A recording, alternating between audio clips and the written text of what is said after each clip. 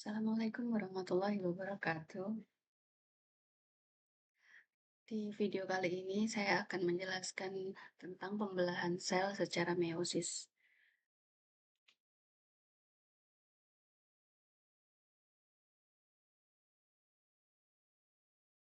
Untuk mata kuliah genetika, setelah UTS nanti kita akan mempelajari tentang pewarisan sifat, tetapi kita tetap perlu mempelajari tentang sel, kromosom, gen, DNA, RNA, dan juga pembelahan sel. Pembelahan sel, ada pembelahan sel secara mitosis dan ada yang secara meiosis. Untuk pembelahan sel mitosis, saya sudah buatkan video penjelasannya, bisa dicek di YouTube channel saya. Kemudian yang saat ini kita akan pelajari adalah pembelahan sel secara meiosis. Perlu diketahui bahwa dalam pewarisan sifat sebenarnya kita lebih fokus ke pembelahan sel meiosis ya. Karena dalam pembelahan sel meiosis itu terjadi pengurangan jumlah dan pasang kromosom dari sel induk ke sel anaknya. Dan pembelahan sel meiosis ini terjadi pada organ reproduktif atau di bunga, tepatnya ada di bagian bunga putih ya, dan juga di benang sari atau serbuk sarinya. Berikut ini gambar yang saya tampilkan adalah step by step-nya, tuh fase di mitosis ya. Jadi di mitosis ini terjadi di sel tubuh, bukan di sel bagian reproduksi, ya, bukan di sel gamet. Jadi di mitosis ini ada dari satu sel anak menjadi dua sel anak. Ya, Bu. Dari satu menjadi dua.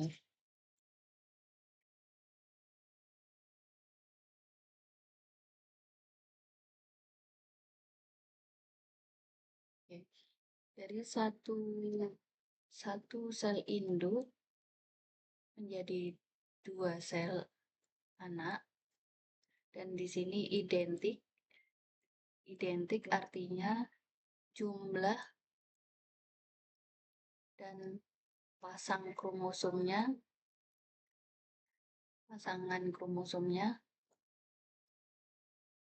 sama ya antara sel induk dengan sel anaknya. Tuh. Jadi di sini kalau di sini ada dua biru, juga ada dua merah ya sel induknya. Nanti di sel anaknya di sini mana ini? Hmm. Oh. Dan di sini nanti ada dua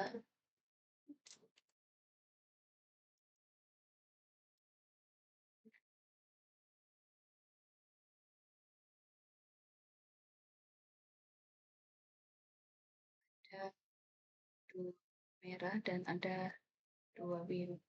Nah, seperti itu ya.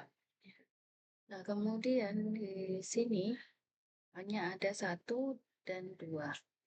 Berbeda dengan meiosis. Meiosis ini berada di sel gamet. Dan ini dari satu sel menjadi 4 sel. Ini induk ya. Dan ini 4 sel anak. Dan di 4 sel anak ini terjadi pengurangan jumlah pasang ya. Kalau yang di sini tadi ada dua merah dan dua biru, maka di sini terjadi separuh ya, setengah jumlah dan pasangnya kromosomnya menjadi satu merah dan satu biru. Nah, perbedaannya di sini. Nah, di sini terlihat ya, ini ada satu satu eh, dua merah dan dua biru. Tetapi yang di sebelah sini ada satu merah ya dan satu biru. Nah, dan di sini ada 4 ya. Satu, dua, tiga, empat.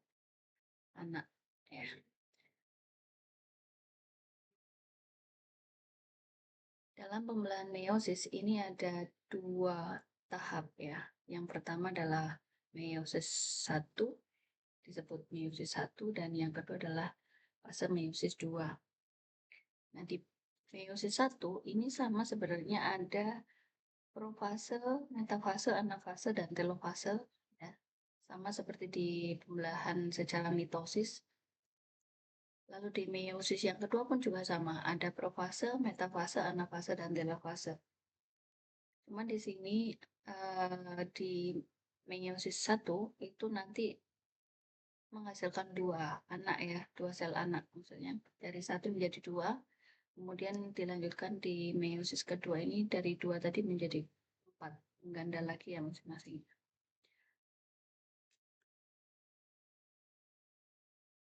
Di meiosis satu, awal meosisnya, ini sebagaimana kita tahu di mitosis pun juga ada awal ya sebelum terjadi pembelahan sel.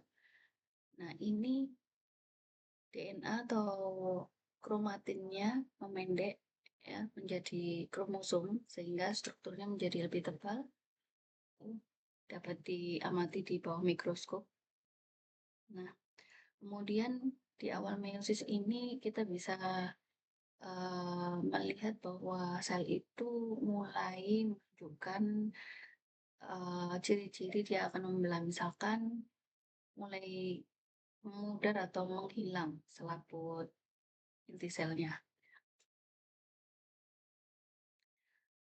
Memasuki ke profase 1 ya, setiap fase pada meiosis 1 maka ditambahkan huruf 1 ya dalam slide ini. Jadi profase 1 gitu ya.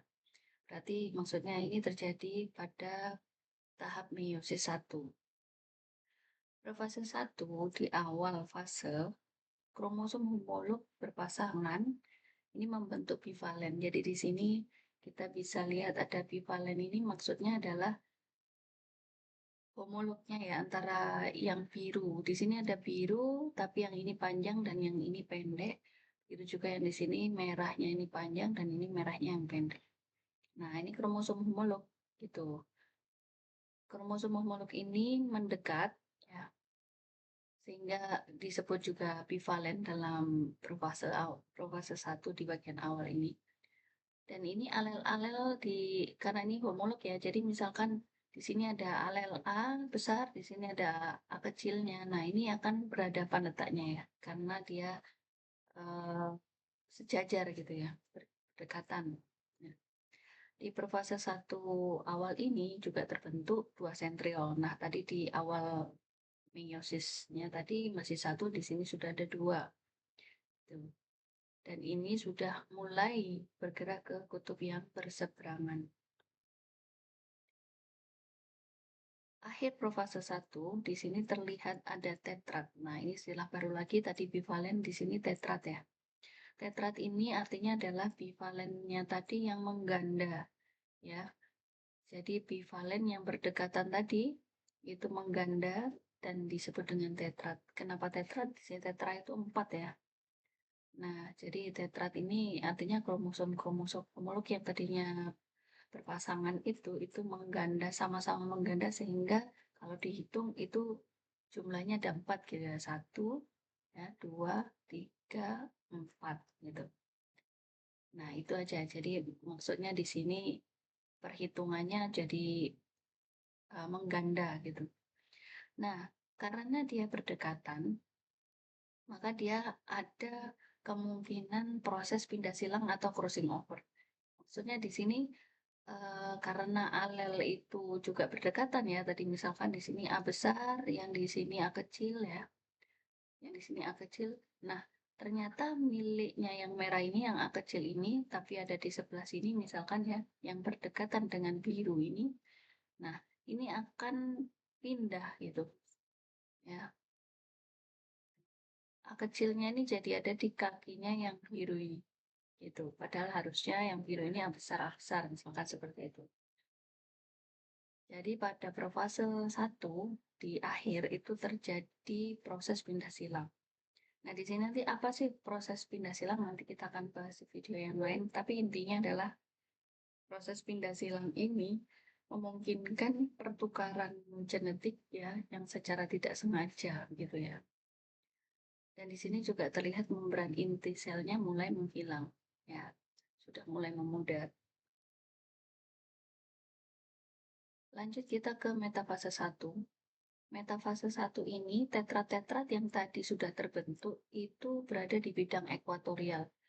Jika yang sebelah sini adalah sentriol yang berada di kutub berseberangan, maka bidang ekuatorialnya ada di sini, sehingga dia tetrat-tetrat itu berjajar di tengah gitu ya. Berjajar di tengah dan di sini semuanya masing-masing sentromer yang ada di sini terikat dengan benang-benang spindle. Nah, di sini mulai terlihat ada pemisahan atau pengelompokan kromosom. Itu terjadi secara bebas. Maksudnya, pada gambar ini kita lihat yang di sebelah atas biru yang panjang itu ada di atas gitu ya. Yang bawah adalah merah panjang. Sedangkan yang pendek tadi, merah pendek ada di atas dan yang biru pendek ada di bagian bawah. Nah, ini hanya posisi ya, maksud saya atas dan bawah. Artinya nanti yang atas akan tertarik ke sentriol yang di atas, yang di bawah akan tertarik sentriol yang di bawah. Nah, seperti itu. Dan ini maksudnya pengelompokan yang seperti ini itu terjadi secara bebas. Begitu juga nanti pemisahannya ke arah atas bawah ini juga bebas.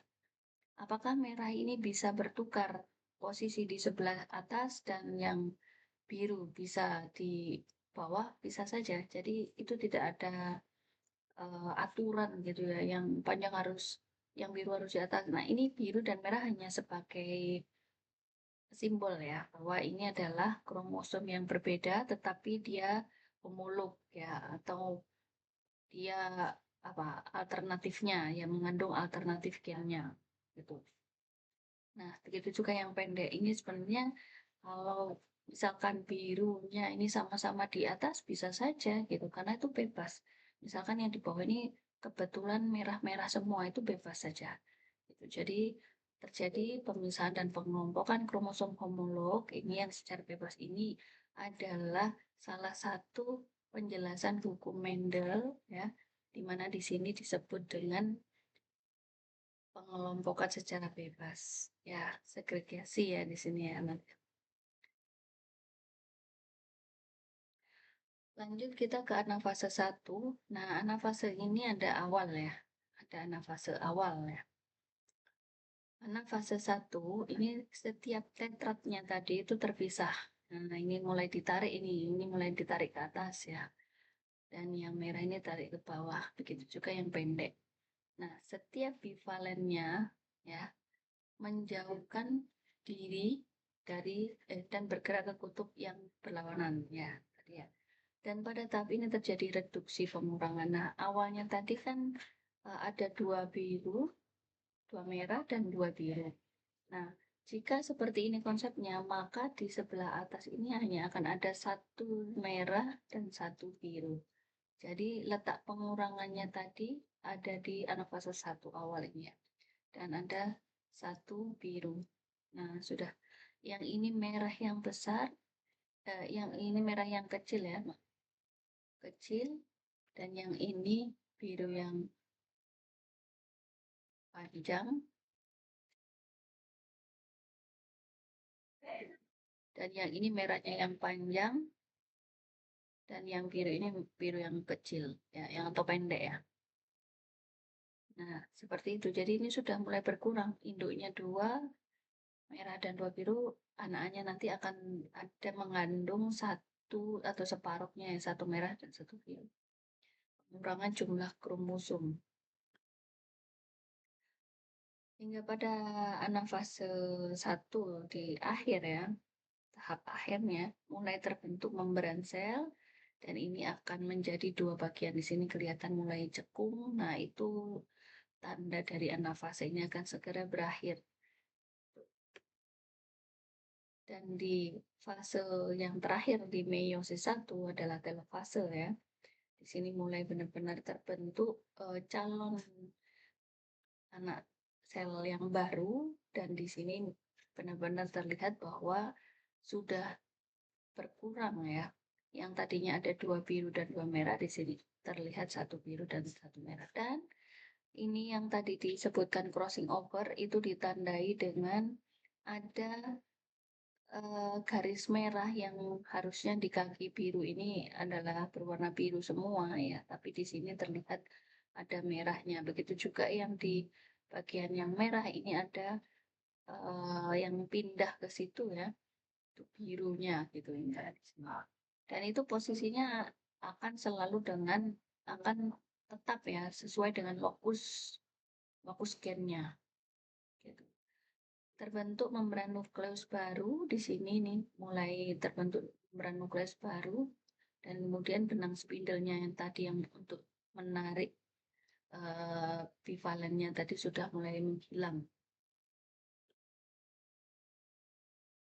Di akhir meiosis 1 ini setiap nukleus mengandung 2 kromosom ya, tadi 1 biru dan 1 merah. Dan akhir meiosis 1 ini hasilnya adalah 2 sel anak ya, 2 sel anak ya. Dengan pengurangan jumlah kromosomnya tadi dari 2 merah 2 biru menjadi 1 merah 1 biru. Kita masuk ke tahap selanjutnya yaitu meiosis 2. Tahap-tahapnya tetap ya, mulai dari profase ya, profase, metafase, anafase, dan telofase itu tetap berurutan. Baik itu di meiosis 1 maupun di meiosis 2. Dan juga sama dengan di mitosis ya. Di profase 2 ya, kromatid tadi ya, ini dari tiap kromosomnya akan terpisah. Ingat ya, kromatid itu sebagian dari kromosom ini tadi ya. Kalau di sini kromatid, maka di sini sister kromatidnya gitu ya. Nah, membran nukleusnya mulai menghilang ya. Jadi setelah tadi sudah jadi 2 sel anak yang utuh, sekarang menghilang lagi membran intinya gitu. Nah, tapi di sini yang perlu diingat, kromosom yang terlihat ganda ini ya, bukan hasil duplikasi. Ini sudah melanjutkan aja dari penggandaan bivalen di profase 1 ya, bivalen yang menjadi tetrat. Nah, ini tetratnya tadi itu sudah tinggal separuh-separuh ya. Nah, sekarang masing-masing kromatid-kromatid inilah yang akan berpisah. Jadi tidak hasil dari duplikasi ya di profase 2 ini. Tinggal melanjutkan aja. Nah, di sini juga mulai kelihatan bahwa sentriolnya ini ada 2 ya, mengganda lagi sentriolnya dan menuju ke kutub yang berlawanan. Di metafase 2 ini terlihat benang spindle-nya yang digunakan untuk menarik kromatidnya ya. Dan di setiap sister kromatidnya tadi yang terikat pada spindle itu melalui sentromer ini akan menuju ke kutub yang berseberangan tadi ya. Tapi yang perlu kita perhatikan di sini sister kromatidnya itu berada pada bidang ekuator ya. Ya, dan sudah sejajar di situ. Nah, kemudian di anafase 2 ini kromatid-kromatidnya bergerak ke kutub yang berlawanan. Nah, dan ini juga mulai terlihat membran selnya masing-masing mulai terbelah. Di sini terlihat cekungannya ya. Dan ini yang ditarik berarti ya hanya satu kromatid saja. Nah, satu kromatid saja. Nah, di sini terjadi reduksi ya. Kalau tadi pengurangan jumlah kromosom, tapi kalau di sini pengurangan jumlah kromatid ya, karena sister kromatidnya ini tadi terpisah ya, jadi separuh jumlah kromosomnya ya. Di telofase 2 ini terbentuklah 4 sel anak ya. Jadi endingnya terbentuk 4 sel anak dan setiap sel yang baru ini mengandung setengahnya ya jumlah kromosom dari sel induknya. Yang awalnya tadi ada 2 kromosom ya berupa sister kromatid 1 merah dan 1 biru, ini menjadi setengah saja kromatid. kromosomnya ya. Jadi satu kromatid merah, satu kromatid biru ya. Jadi di sini bukan lagi dua merah dan dua biru.